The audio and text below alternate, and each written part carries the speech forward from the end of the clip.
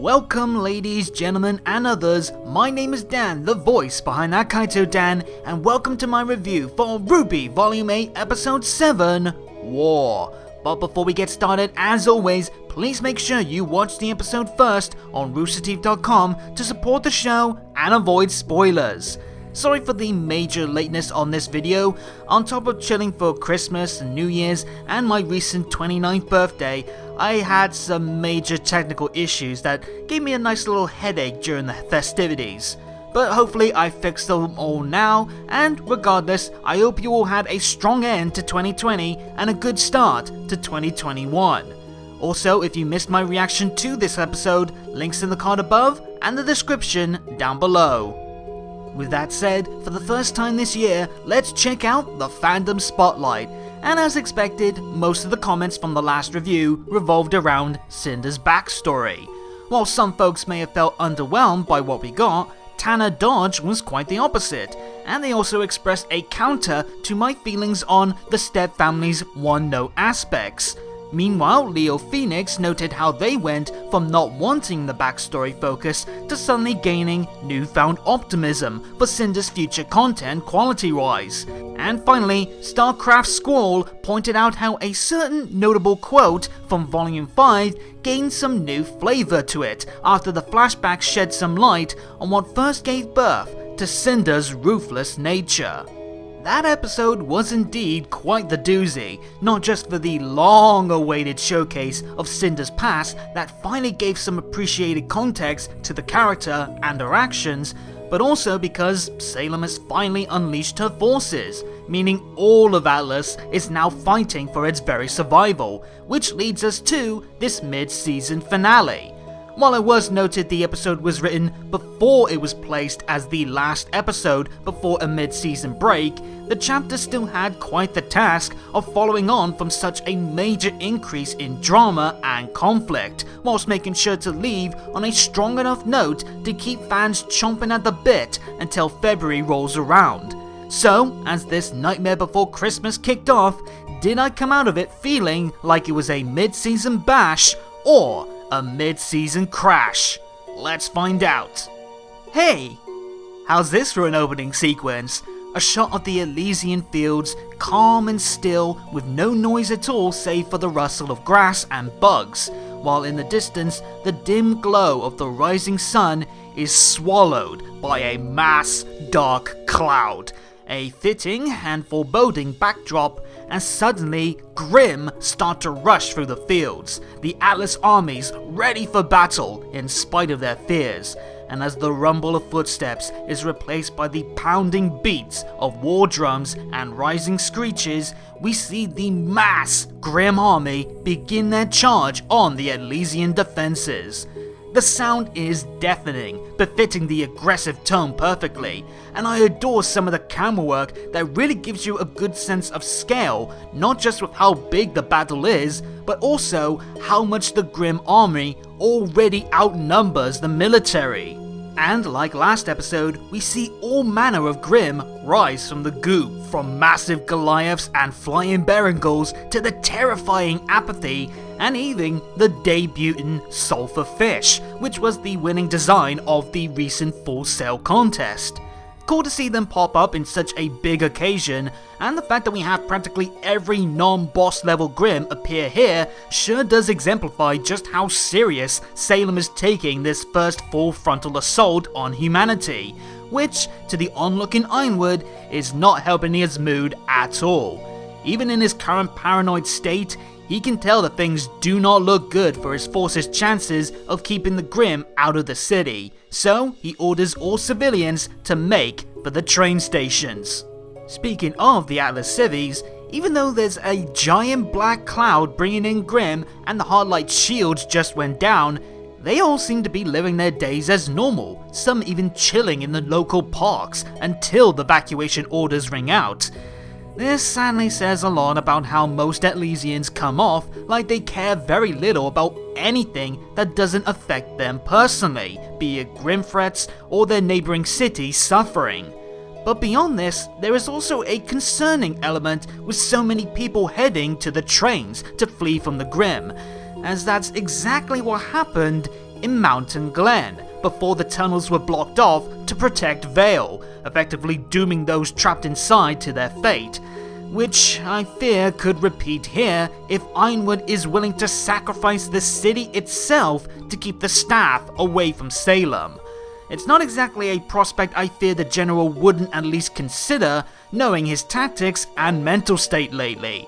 And if the city gets left behind while Ironwood makes the staff just float the academy away, that also means that Atlas is coming down on top of Mantle. He also gives new orders to Winter and the Aesops, who have Jean, Ren and Yang in cuffs as they fly in from the tundra. While I'm sure the trio are at least welcoming of the lift back, this is once again not a good look for the elites, following their orders so strictly that they refuse to consider the more pressing concerns, like, I don't know, the small matter of a literal killer whale spewing out an army outside their front door. And tempers get more heated once Ironwood reveals his plans for the elites involves blowing up the whale from the inside with a bomb. A bit of a worry considering Oscar is still inside. Not to mention this has mega suicide mission vibes if they have to bring it inside on foot. Much like my fears over Ironwood considering sacrificing the city if it meant keeping the relic far from harm, I wouldn't put it past James to activate the bomb the moment it's planted, even if some of his own forces are still at risk.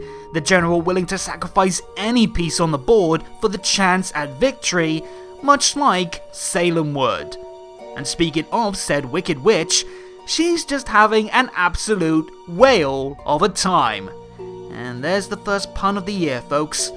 But look at her! She's creating the ooze for the whale to spit out, much like a conductor leads a musical performance, complete with a beautiful yet chilling symphony of suffering playing in the background.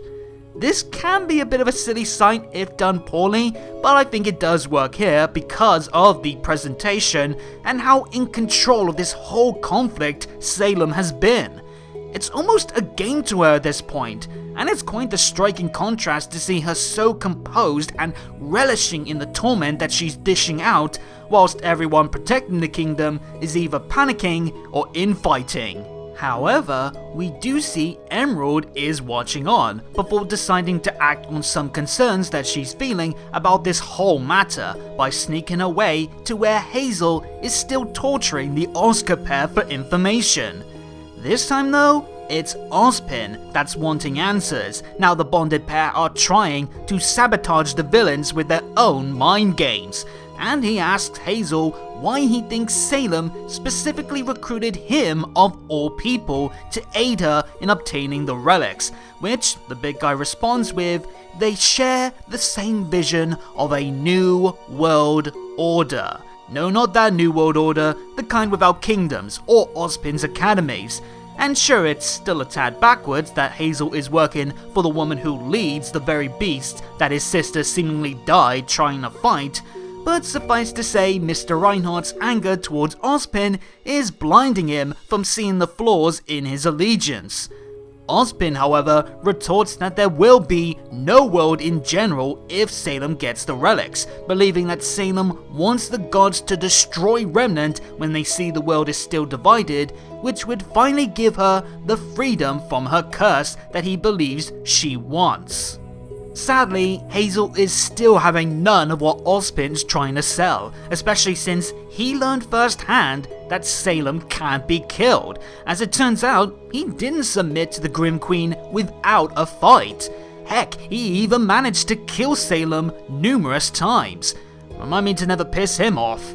But of course, Hazel's incredible strength has its limits, and his inability to kill Salem broke the big guy's will, which Salem took full advantage of, convincing the vulnerable brute that if he aids her cause, he can still get justice for his sister's death by making their shared enemy, Ozpin, suffer.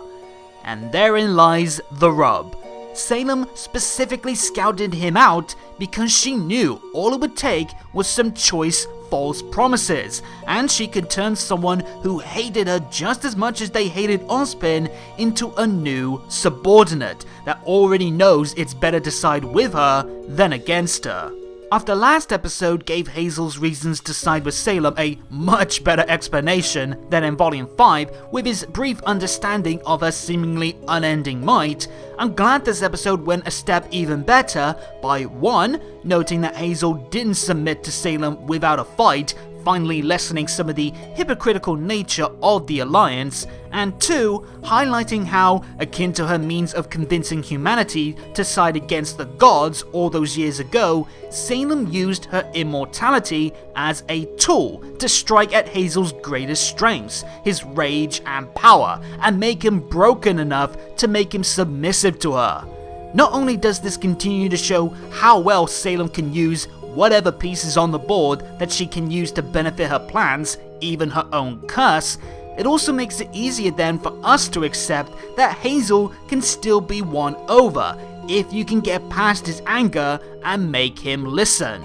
Of course, that's the problem now, isn't it? Getting the big man to listen, which isn't easy if your name is Ozpin. But I like that he tries to focus on Hazel's good heart by trying to make him see where his hatred for him isn't becoming fair. It's not fair to the others like Oscar or the innocent lives that suffer as well when they did him no ill, even going so far as to ask him if their suffering has been worth it, and if Hazel has found the satisfying justice that he has sought after. Considering he's literally spitting mad to this, saying that Ozpin is deserving of the continued torment, my guess is no. As we then leave this scene for the moment, we check in on the gang at the Schnee Manor, with a recovering Nora still in bad shape, and also talking in her sleep about what good am I now? Poor girl. Even when she's unconscious and in need of a doctor bad, she can't help but question her own self-worth, despite being a key reason why the heroes made it out of the military base as well as they did. I'm sure those doubts won't lessen when she does wake up either. But in the meantime, I'm glad that we got a little bit of focus on her arc even while she's missing vital episode time in R&R, especially as Ren's getting quite the emotionally charged content in steady succession on his side of things. My only worry is how much longer will she be out of commission for, with many episodes still to go that is passing her by. And can the volume balance exploring these doubts on top of the ramped up chaos of the grim fight? I also think that while it is quaint to see Ruby, Weiss and Blake try to calm their nerves with a brief drink as they decide what to do next, it is a bit of a whiplash visual seeing them sipping on a hot drink while so many in the kingdom are currently facing hell on Earth. Yes, they are waiting for any aid from the other kingdoms, plus there's Nora to worry about, and they're unsure of how the three of them could help with something like the whale. But I think these feelings could have been better presented by shots of them pacing around the room, or trying to distract themselves with something other than a cozy cuppa to avoid them looking too casual. Thankfully, something pressing does pop up, as May arrives with news that Fiona hasn't been able to contact the rest of the kids for a while now, and Mantle's in desperate need of support. The thing is, Weiss is reluctant to leave Atlas right now when her home is now in danger, and May raises a fair point to this, saying that Atlas has the military, while Mantle only has Fiona, Joanna, and any able fighting civvies to try and protect all the stragglers in the crater. To May, it's Mantle who is in most need of their aid quick, and when Weiss tries to make May still consider Atlas's need for help by asking about her family that lives here, May makes a striking, passionate retort. Some time ago, back when she lived in Atlas alongside the rest of her family, the Marigolds, May felt the call to aid Mantle in their strife, though her family didn't approve, so much so they felt that May wasn't their son anymore. This inspired May to not just aid Mantle, but stay there and become a prominent member of the Happy Huntresses, actively making a point to everyone, including her family, that she wasn't their daughter anymore. Now, I'd be remiss not to start with perhaps the biggest aspect of this speech outside of Mei explaining why she sides with Mantle so strongly, and that is, this is confirmation within the show itself that Mei is indeed a transgender character, something that was initially revealed on a Twitter post back during Volume 7 by Kaden Jensen, who voices Mei and is also transgender. And I, for one, am over the moon with this moment. I'm glad to see RWBY finally cement the prior reveal within the show itself, so it wasn't just left to word of God status, but also doing it in a way that also wasn't ham-fisted, but instead felt natural to be referenced here, considering the topic of Mei's familial ties to Atlas. Hearing that Mei's family disowned her just because she wanted to help Mantle by itself is a heavy enough moment that gives fair grounds to explain why her family being from Atlas isn't enough to stop Mei from focusing on Mantle's suffering once again. But the added context that the Marigold's dismissive response even went to them possibly disregarding Mei seeing herself as a transgender woman definitely adds an extra layer of emotional weight. And rather than letting the discussion hold just to reveal that Mei is transgender to make a big song and dance about it, the detail is wisely woven into the discussion of her motivations, a more tasteful way to go about it in my opinion, without it overtaking the more pressing topic at hand, instead just treating Mei being transgender as a normal thing that just so happens to resonate strongly with what's being discussed. Of course, I can't truly say if it is a perfect reveal, as it's best that you ask someone who is transgender. And heck, if you are someone who is and you're watching this, please let me know in the comments, because I would love to hear your thoughts on this topic. Overall, for me, it's a strongly emotional moment that helps build a more compelling case for Mei's preference of action. Though I should stress, no, Mei isn't abandoning Atlas specifically because she hates her family. She's clearly just prioritizing on Mantle because, in her mind, she and the others could do much more good there protecting the people left behind than up here where there's already a military protecting everyone, including those previously evacuated from Mantle. Yes, Mei isn't exactly the biggest fan of the upper class city, even beyond her family, and sure, her past would understandably make the decision much easier, but she just explained that this wouldn't be the first time she chose to stand by Mantle when those in power previously neglected it. And until Weiss mentioned them, I doubt her family was even a thought in her mind, when there's clearly bigger fish to fry right now. So, sorry, but I don't see this as a damning moment that should warrant Mei getting a grilling, especially considering that she's just one person, whose choices on who to aid only really affect her actions, not unlike, say, a leader of a kingdom whose choice in protected priorities also means deciding the actions of many of those that he commands. And yet, even with Mei making a strong case for why they should focus on protecting Mantle, I'm glad the writers had Weiss be the first person to speak up for her team not leaving Atlas. Obviously, out of the RWBY trio, she has the biggest personal attachment to the city, and now the brunt of the invading forces are in her home, naturally she would want to stay and do what she can, so that by itself makes the debate a little bit more balanced. But then we also have the writers utilize Weiss and Mei's similar backgrounds to add more layers to the tension, because unlike Mei, who has cut all ties to Atlas, Weiss still cares about her family and values being an Atlasian, in spite of the many flaws to be found. This then makes Mei's frustrations and later outbursts of whose side are you on have more weight to the emotions, since it must be stinging for Mei to see someone who went through similar struggles to her isn't coming out of the same conclusion as she did. Of course, this isn't the first time that these three have heard these words, as Elm said the same before Team RWBY and the Aesops became divided, the last time there was a conflict of what to do, which does show just how hard it's gonna be for the heroes to unite the kingdom, when even a massive grim invasion isn't enough to convince the allies to stay united. Maybe even worse, when as much as RWBY says they wanna help everyone in their united front against Salem, they currently don't have a plan, though perhaps a certain eavesdropper might be able to aid at least one concern of theirs.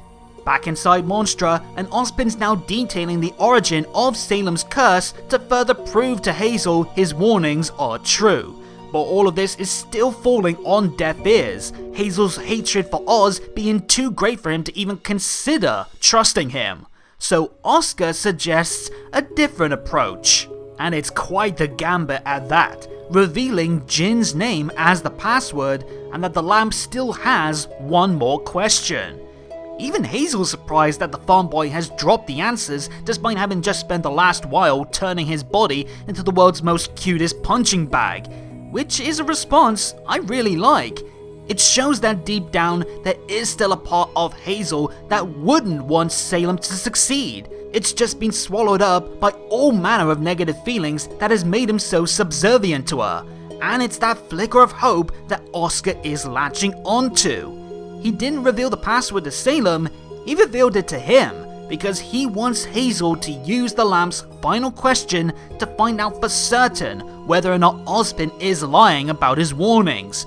A cunning plan indeed, since not only would this finally get Hazel to turn against the Wicked Witch, it would also remove the last question from Salem, robbing her of her means to find out where the beacon relic is. Of course, it's still a risky move since there's no guarantee that Hazel will react as hoped, nor can we be sure that he'll actually get the chance to ask before Salem finds out. But for the first time, we're starting to see cracks in the villain's unity that could finally weaken some of Salem's plans, especially since Emerald was also listening in, as we then see her having told Mercury what she heard, and yet Murk's having none of it also. Dismissing it all as Oscar lying to save his skin, Murk's more focused on prepping to leave for Vacuo. It seems Salem wants him to go get the Sword of Destruction, and to be fair, now would be the best time if most of the Desert Kingdom's forces are heading here, leaving their home weaker as a result. And even if Mercury does believe what M has shared, he's unwilling to go against Salem when even Hazel couldn't stop her. Mr. Black quite fairly not jumping at the chance to risk getting on Salem's bad side so soon after joining her lieutenants. Thing is, as much as he tries to laugh off the idea of Salem wishing the world's destruction, it's hard to dismiss it when Tyrion waltzes in, pretty much confirming it with a joyful glee.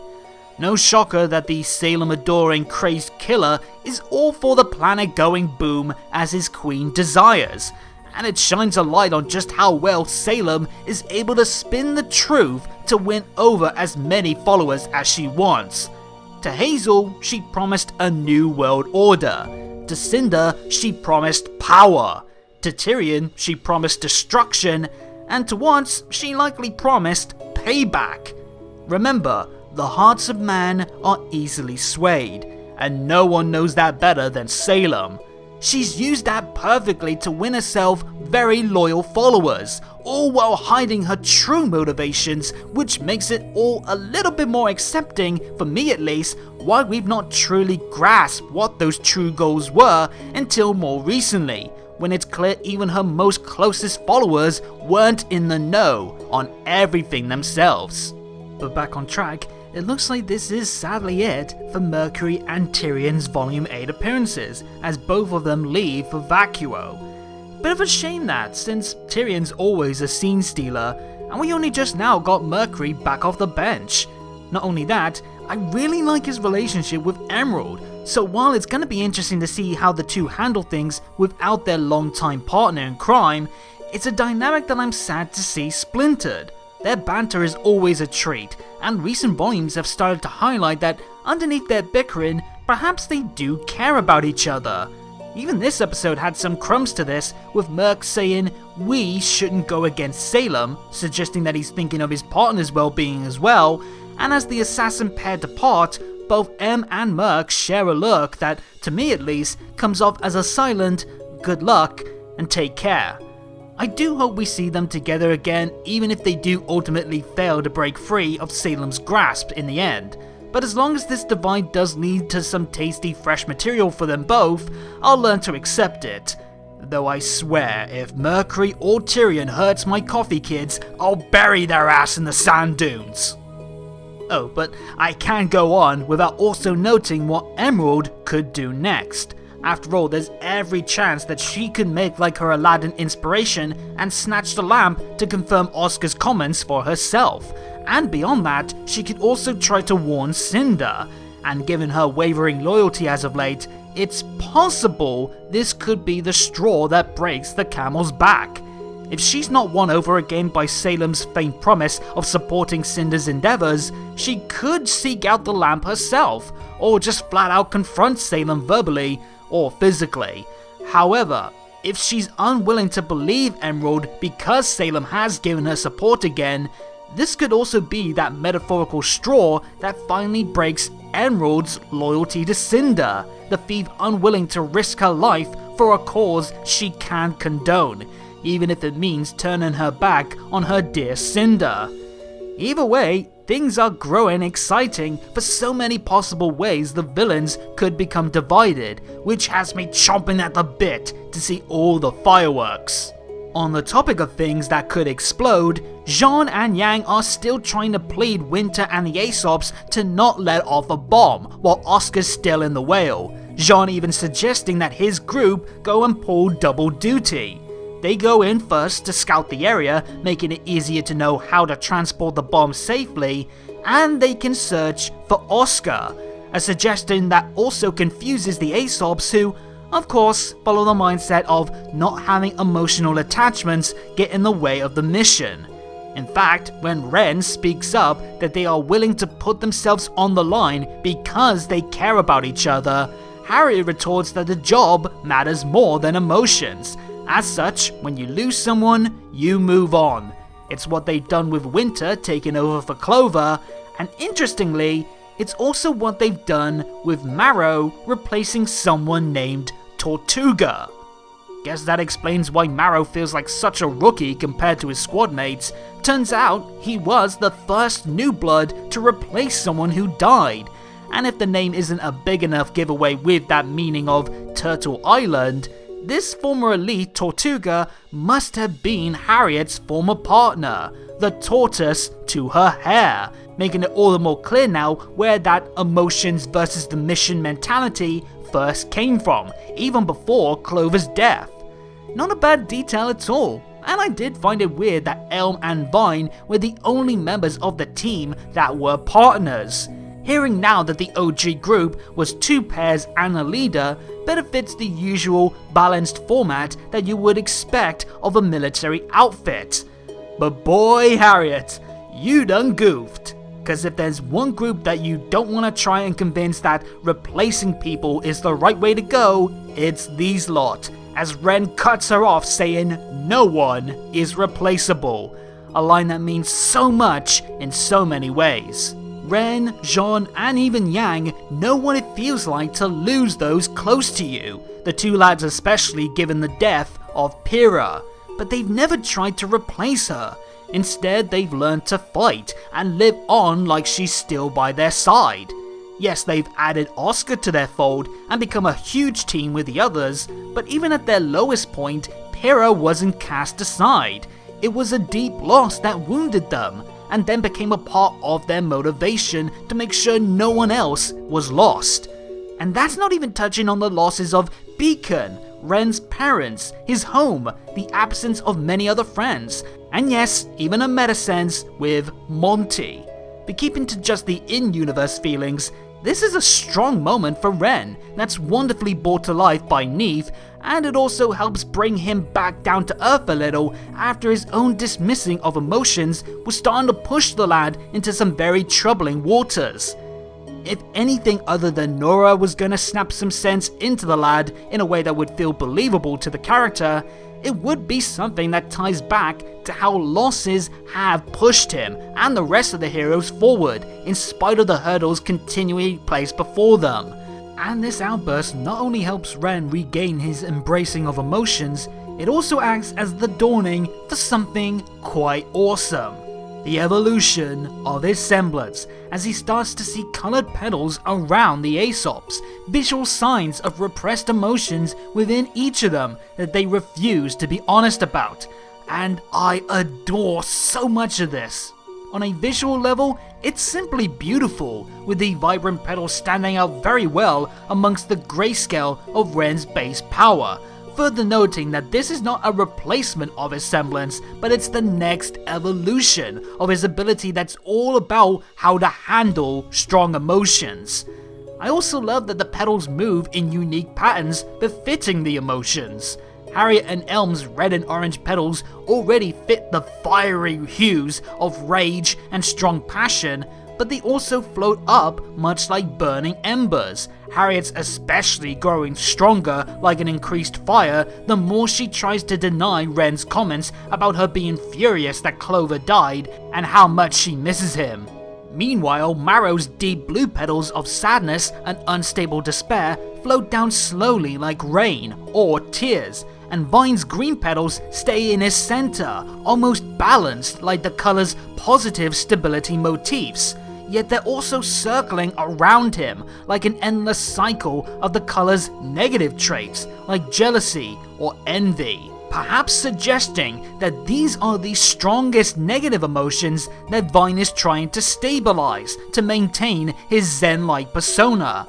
As to why he could be jealous, perhaps it's cause he envies how much Clover weighs on his partner Elm's mind instead of himself. Either way, the presentation of this power is simply sublime. Such an enchanting way to visualize such emotional elements, whilst fitting in well with the previously mentioned grayscale touches and Ren's flower aesthetics. It's also a great way to show how effective the power could help Ren better grasp repressed emotions, when it's long been noted even by himself that he has difficulties in that department, especially when it's his own feelings. I know some people have headcanon that Ren could possibly be high-functioning autistic because of his difficulties with emotional awareness, and speaking as someone with Asperger's, I can certainly see where people could come to that conclusion. Though, me personally, I think he's just lacking in social skills and confidence being open with his feelings, which isn't exactly exclusive to being autistic. But regardless, it's still a welcome upgrade that I can see being massively beneficial to his ongoing arc of learning how to accept his emotional worries, to be fueled by them rather than restricted by them. And that rings especially true with his own petals that fall down softly with pink hues befitting the feelings of, above all else, falling in love. The repressed love for Nora that he's trying to stop embracing in fear of the pain that he would face should he lose her, finally giving context as well to that lone petal in the opening. Now he sees that the Aesops are only hurting themselves and their ability to truly work as a team by not being honest with their feelings and each other. Ren is now realizing that ignoring his love and support for Nora is only going to hinder himself, not help him succeed with the fight against Salem, or even just live the best life possible. And this should hopefully be the moment that he rewrites his course to, much like the memory of Pyrrha, use his feelings as motivation, finally learning the true lesson that his father tried to pass on, that not taking action is the worst action to take, because if you didn't act on the feelings that would motivate you, you could lose the source of them and only be left with sadness and regret. Also, I know some people have been irked by the constant mentions of why Team RWBY beat the Aesops, those most annoyed by the result feeling like it's the writers trying to cover their bases to explain why the elites lost like it's a writing fumble, but you know what, I'm fine with this. The holding back comment from before could easily be explained as Marrow trying to save face for his team rather than an actual admission of them actually holding back. And with this insight on their repressed emotions, I think it's clear that these four have yet to accept any form of loss, be it in battle or the loss of actual members, fearing that admitting they aren't perfect is only gonna lead to more defeats. It comes off as putting a clear focus on the Aesops needing to accept their vulnerabilities to truly be the best that they could be personally and as a unit, which for me excuses the constant focus on what led to their past loss, because until they embrace the feeling of it, they need this realization to be beaten into their head constantly, or else they're gonna keep ignoring it and fail again, which could only lead to bad things. Thankfully, Winter's focused enough to quell any of the infighting, put Harriet in her place, yes Queen, and see sense in the kids' plan, so she agrees to let them head into the whale with the warning that if they take too long, the bomb will go off regardless of their positioning. Still worried that James will set off the bomb as soon as it's ready, especially if he hears that people that aided the efforts against his plans are also inside too, but nevertheless, the trio gets dropped off, though not before Ren drops some truth bombs, calling Marrow out on his feelings of not wanting to do this anymore, the dog boy likely wishing that he wasn't forced to prioritize his support on just Atlas and under Ironwood's paranoid orders, though sadly he still sticks to the mission. But I would love it if later on, it's him finally being honest with his frustrations that becomes the kicker for the rest of the group to sort themselves out too. The rookie proving himself as more than just a replacement, but a good soldier that can help the team become united and the best that they could be. He's not the only one getting grilled, as Ren also notes that Winter has her own desire to act free from her orders, as well as her fair share of conflicting emotions. And boy does she, as we see all manner of petals surrounding her, which is to be expected of someone who, for years, has had to bottle her own thoughts and feelings to maintain her stern persona as a specialist dedicated to her orders. And after a time with her sister and Penny, I'm sure those repressed emotions have only gotten stronger the more Winter is being pulled one way or the other over following her heart or following her orders. If Marrow's not going to be the driving force for the elites to follow their heart, then surely it has to be Winter finally breaking. And I can imagine the spark to that decision will once again be dependent on when Ironwood decides to want the bomb to go boom. And should that be it for Winter's loyalty, that could also be a powerful moment for the Ice Queen. That could also, in turn, beckon Ironwood's final reckless action now he no longer has his trusted white-hand woman backing him up.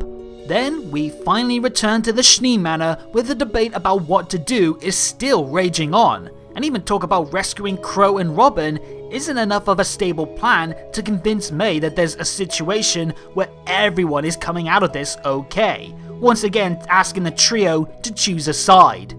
However, before any answer is given, we hear a knock at the door, and this time it's the heiress opening the door for the butler, as Klein motherfudging Sieben is back. Weiss has a sweet little moment apologizing for him being fired before, following him aiding her escape, but good old Klein doesn't blame her, only Jacques. As for what brought him back, and how he learned that there's someone who is in need of medical aid, well, that's thanks to Whitley, who after listening in on the earlier chat, seems to have taken some of the negative comments made about him to heart, and perhaps for the first time in his life, has done something good for the sake of someone else. And Weiss is deeply proud of him for it, not just for him doing a good thing for her friend, but because he did so of his own accord. She no doubt feared that maybe Whitley would be far beyond doing something noble or considerate of others because of his upbringing, which, on top of their past squabbles, must have made it hard for Weiss to feel that they could come together as Mum wanted.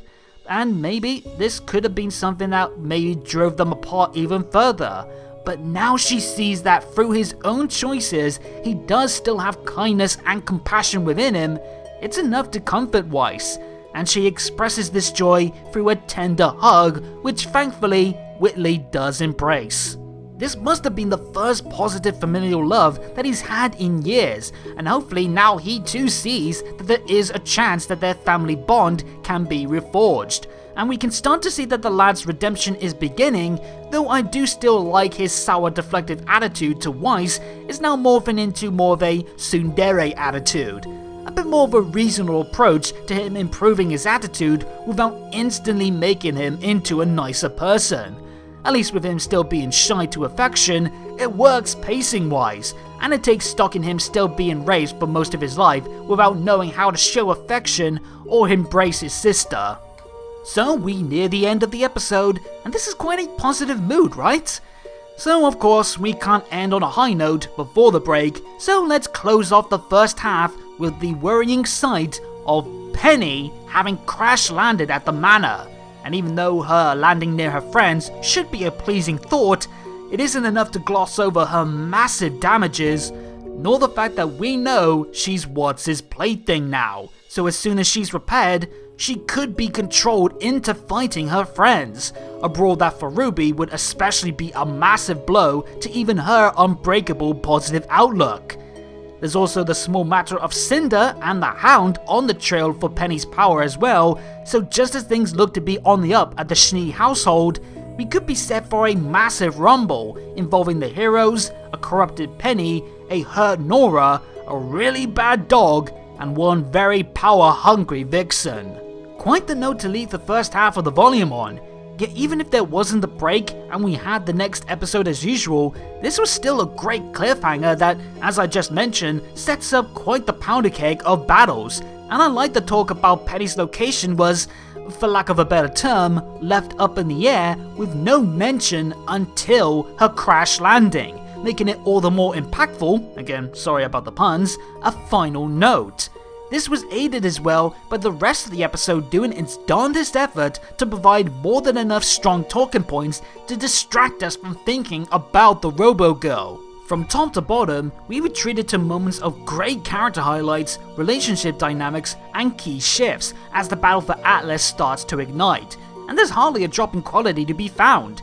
Sure, little things like the tea drinking and Mercury's screen time for this volume seemingly already being tapped out are points that, in their bubble, are maybe downers, but it's hardly details that hamper the overall quality of their present scene or the episode as a whole, a massive marker for the episode's tight and well-paced structure.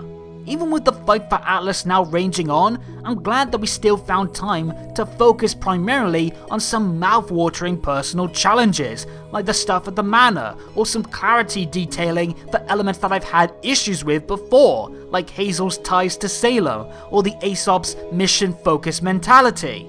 Better still, even the villains aren't in total control, in spite of Salem's plans seemingly working to perfection.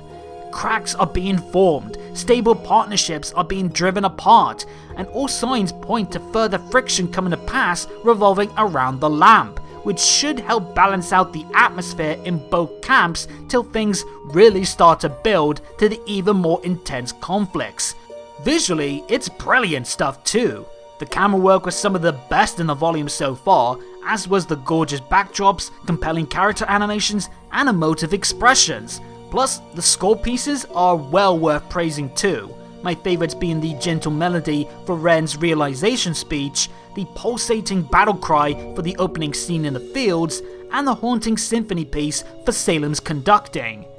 And keeping with the audio, the episode had some of the best voice work in the volume, with strong performances from pretty much everyone present, with the two biggest standouts being Neve and Caden.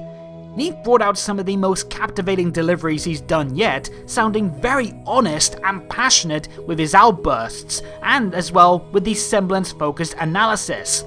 Meanwhile, Caden's performance helped elevate May into a more developed and emotionally engaging supporting character. Both performers definitely felt like they wanted to make their dialogue sound as genuine as can be, no doubt fueled by some personal inspiration. And I always adore performances that come from a raw, honest place like that, because it often leads to some top-draw voice work, which was definitely the case here. My only note of concern is in regards to the stuff at the manor.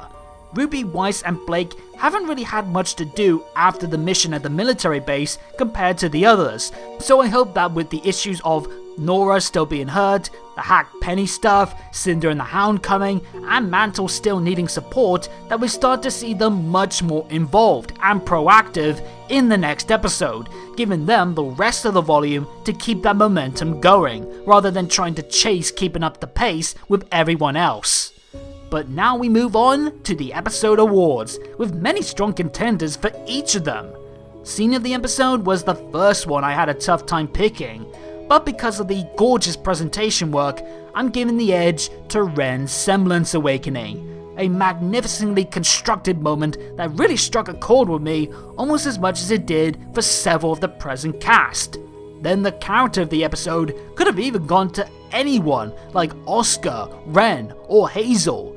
But because this episode was their big blowout chapter that rocketed them into one of the most complex and entertaining supporting characters in the series, I'm giving it to May, which ties in well with Kaden Jensen also picking up the voice acting gold star for her pure, believable and engrossing performance amongst a sea of other high quality talents.